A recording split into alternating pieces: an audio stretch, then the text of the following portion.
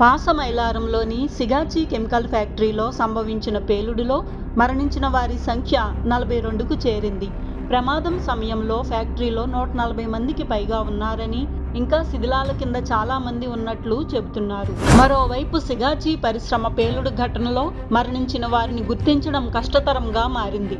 ప్రభుత్వ ఆసుపత్రుల్లో గుట్టలుగా శవాలు పడి ఉన్నాయి. దీంతో మృతుల బంధువులకు మృతదేహాలకు DNA పరీక్షలు నిర్వహించేందుకు అధికారులు ఏర్పాట్లు చేస్తున్నారు.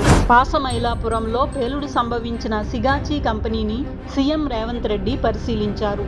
ప్రమాదం జరిగిన తీరును, ప్రాణ నష్టం ఎక్కువగా ఉండడానికి గల కారణాలను అడిగి తెలుసుకున్నారు.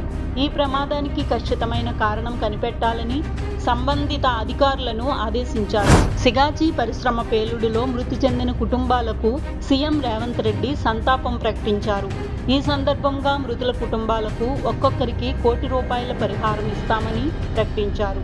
కంపెనీ యాజమాన్యంతో మాట్లాడి ప్రభుత్వ సహకారంతో పరిహారం ఇవ్వాలని మంత్రులను ఆదేశించారు. సిగాచి పరిశ్రమలో నూతన దంపతుల మృతి చెందడం తీవ్ర కలకలం రేపుతోంది. నెల రోజుల క్రితం వివాహం చేసుకున్న కడప జిల్లా జమ్మలమడుగుకు చెందిన దంపతులు సిగాచి పరిశ్రమలో ఉన్న సమయంలోనే ప్రమాదం సంభవించడంతో ఇద్దరు ప్రాణాలు కోల్పోయారు. తెలంగాణ బీజేపీకి కొత్త అధ్యక్షుడిగా మాజీ ఎమ్మెల్సీ ఎన్ రామచంద్రరావు ఎంపికయ్యారు.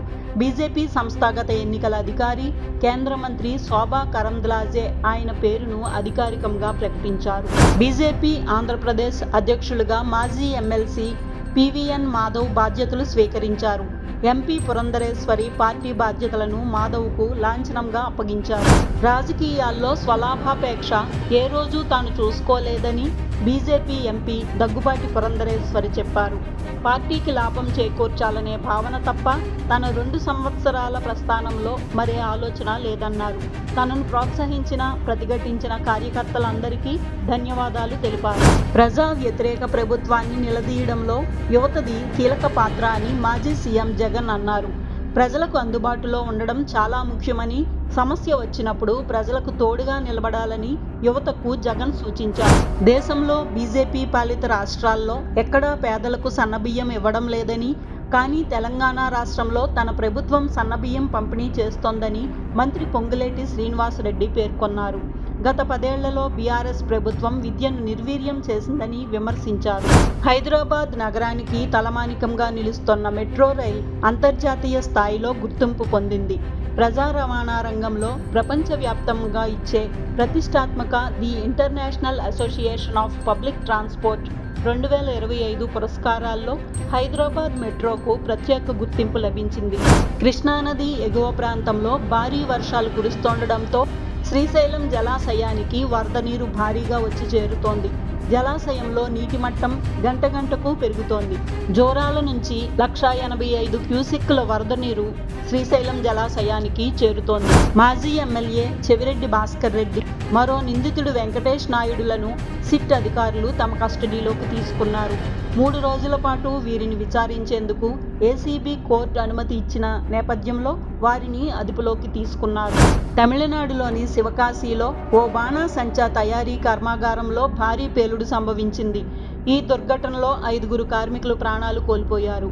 అలాగే పలువురు తీవ్రంగా గాయపడ్డారు. ఒక్కసారిగా భారీ శబ్దంతో పేలుడు సంభవించడంతో ఫ్యాక్టరీ ప్రాంగణంలో దట్టమైన పొగ, మంటలు అలుముకున్నాయి. మహారాష్ట్ర, తెలంగాణ రాష్ట్రాల మధ్య కీలకమైన బాబ్లీ ప్రాజెక్టు గేట్లను మంగళవారం అధికారులు ఎత్తారు. సుప్రీంకోర్టు ఆదేశాల ప్రకారం జూలై 1న గేట్లను తెరిచారు. మహారాష్ట్రలోని నాందేడ్ జిల్లా ధర్మాబాద్ సమీపంలో గోదావరి నదిపై నిర్మించిన ఈ ప్రాజెక్టుకు ఉన్న 14 గేట్లను కేంద్ర జలం సంఘం అధికారులు పర్యవేక్షణలో ఇరు రాష్ట్రాల ఇంజనీర్లు పైకి లేపారు. దేశ రాజధాని ఢిల్లీలో వాయు కాలుష్యాన్ని అరికట్టేందుకు ప్రభుత్వం కీలక నిర్ణయం తీసుకుంది. జూలై 1 నుంచి ఎండ్ ఆఫ్ లైఫ్ వాహనాలకు పెట్రోల్, డీజిల్ అమ్మకాలను నిషేధించింది. 15 ఏళ్ల పైబడి పెట్రోల్ వాహనాలు, 10 ఏళ్ల పైబడిన డీజిల్ వాహనాలు ఈ పరిధిలోకి వస్తాయి. అమెరికా అధ్యక్షుడు డొనాల్డ్ ట్రంప్ అత్యంత ప్రతిష్టాత్మకంగా భావిస్తోన్న భారీ పన్ను వలసల బిల్లుపై ఎలన్ మస్క్ యుద్ధం ప్రకటించారు. ఈ బిల్లు దేశానికి వినాశకరమని, దీనికి మద్దతిచ్చే వారిని వచ్చే ఎన్నికల్లో ఓడించి తీరుతానని శపథం చేశారు. అలాగే సెనెట్లో ఈ బిల్లు ఆమోదం పొందిన తర్వాతి రోజు తాను కొత్త రాజకీయ పార్టీని స్థాపిస్తానని హెచ్చరించారు. ఎలాన్ మస్క్పై డొనాల్డ్ ట్రంప్ తీవ్ర ఆగ్రహం వ్యక్తం చేశారు.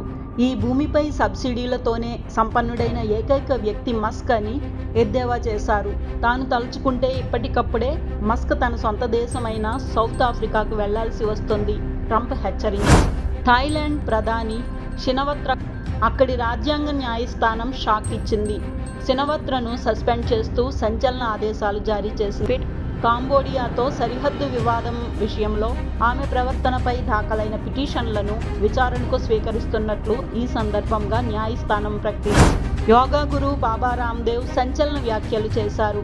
మనిషి సహజ ఆయుష్ 100 ఏళ్లు కాదని, సరైన జీవన శైలిని పాటిస్తే 180 నుంచి 200 ఏళ్ల వరకు జీవించవచ్చని ఆయన అన్నారు.